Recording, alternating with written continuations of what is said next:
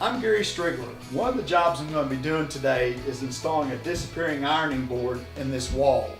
Now I've got it laid out, so the next step is going to be cutting a hole through the sheetrock.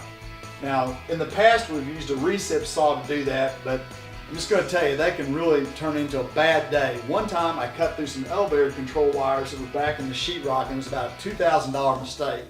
But today I'm not going to be worried because I'm going to be using this MultiTool with a depth cutting guide, so I won't be cutting through more than about a 1/4 inch of the sheetrock.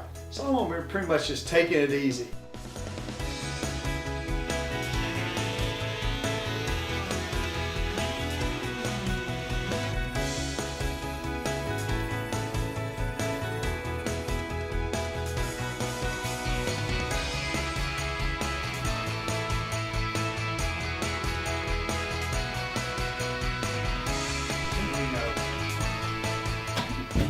Oh man, I can see 3 wires from here, and I'm pretty certain I would have cut at least 2 of them if I hadn't been using this MultiTool.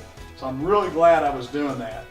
Now, the next thing I've got to do is verify the size of the opening, and I'll be ready to set my ironing board in place.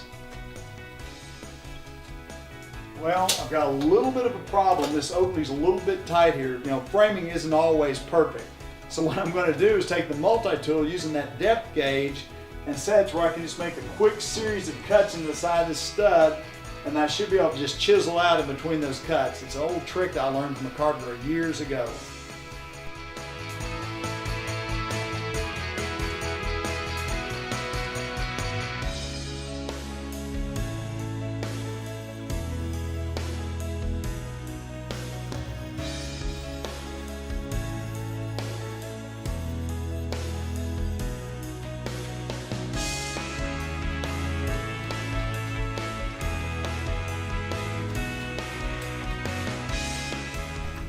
So once I make my way down the whole cavity here, I'm going to pick up that extra 1/4 inch I've got to have to make the ironing board fit.